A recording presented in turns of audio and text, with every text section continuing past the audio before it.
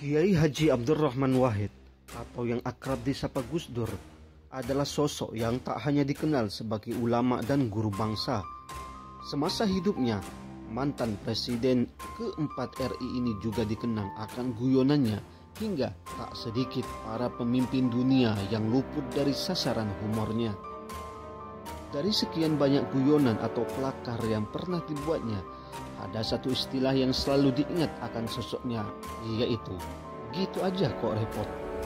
Selain kata-kata nyeleneh yang kerap spontan terucap, tidak sedikit pula untaian kata bijak Gus Dur yang penuh makna membuat banyak orang terinspirasi meski terdengar bercanda. Salah satunya dirasakan warga Maluku Utara bernama Ismail Ahmad. Kalimat tersebut adalah, "Hanya ada 3 polisi jujur di Indonesia: patung polisi, polisi tidur, dan Jenderal Hogan." Belakangan, usai memposting kata-kata itu di akun media sosialnya, kepolisian setempat menjemput Ismail di kediamannya. "Hanya kami panggil untuk klarifikasi tentang niat atau maksud memposting hal tersebut," tutur Kapolres Kepulauan Sula AKPB Muhammad Irfan saat dikonfirmasi.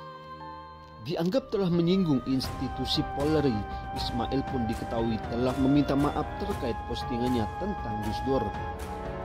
Kait unggahan guyonan Gus Dur hingga berujung pemanggilan oleh pihak kepolisian membuat banyak para tokoh negeri ini angkat bicara. Salah satunya datang dari putri almarhum, yaitu Yeni Wahid. Putri Gus Dur, Zanuba Arifah Habsah atau akrab disapa Yeni Wahid, meminta agar polisi jangan terlalu sensitif terhadap humor tersebut. Yeni mengatakan, jangan oversensitif terhadap ekspresi masyarakat. Yang namanya humor, yang namanya jokes, lelucon, itu kan sudah bagian dari masyarakat kita. Dia pun mengungkapkan pernah mendengar ada mantan Kapolri dalam pidato sambutannya menyinggung humor Gus Dur itu. Kritik apapun terima saja dengan lapang dada, apalagi humor ketawa saja bareng-bareng. Jika ada yang diperbaiki, maka perbaiki, lanjut Yeni.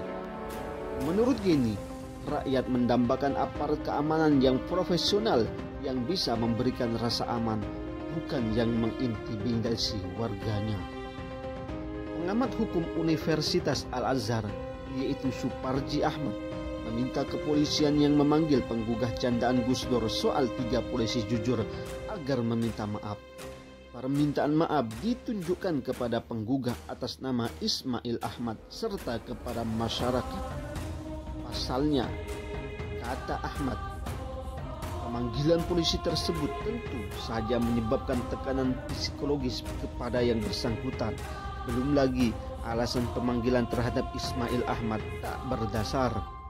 Dalam konteks hukum pidana itu, yang namanya kritik atau membela diri untuk kepentingan umum juga tidak masuk kategori pencemaran nama baik. Baik pasal 310, 311, 312, kemudian Undang-Undang ITE.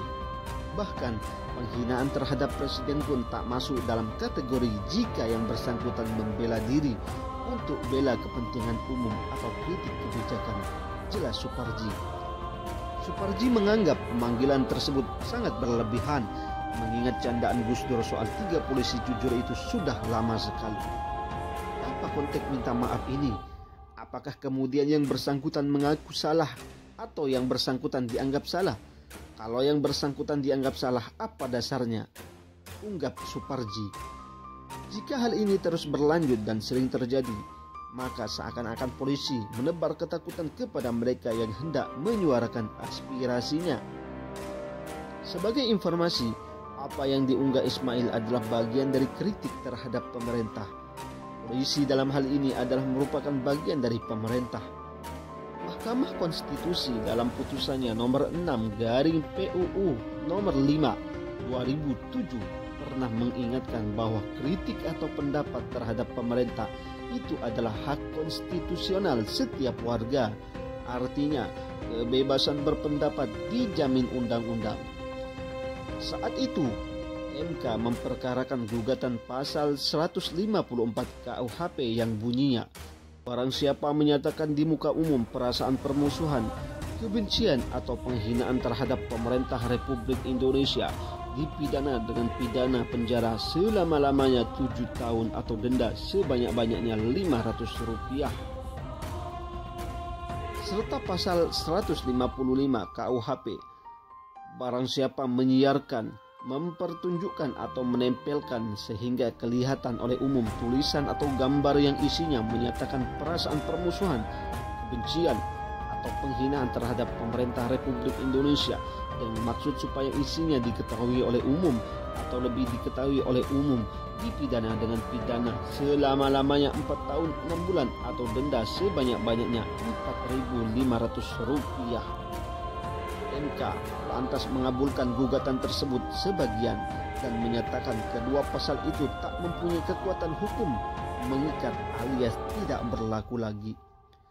Rumusan kedua pasal pidana tersebut menimbulkan kecenderungan penyalahgunaan kekuasaan karena secara mudah dapat ditafsirkan menurut selera penguasa. Seorang warga negara yang bermaksud menyampaikan kritik atau pendapat terhadap pemerintah, di mana hal itu merupakan hak konstitusional yang dijamin oleh UUD 1945. Sementara itu, komentar juga datang dari Wakil Ketua MPR yang juga anggota Komisi 3 DPR RI, Jazilul Fawaid. Dia mengaku khawatir jika kasus seperti ini berlanjut, maka akan menurunkan kepercayaan publik.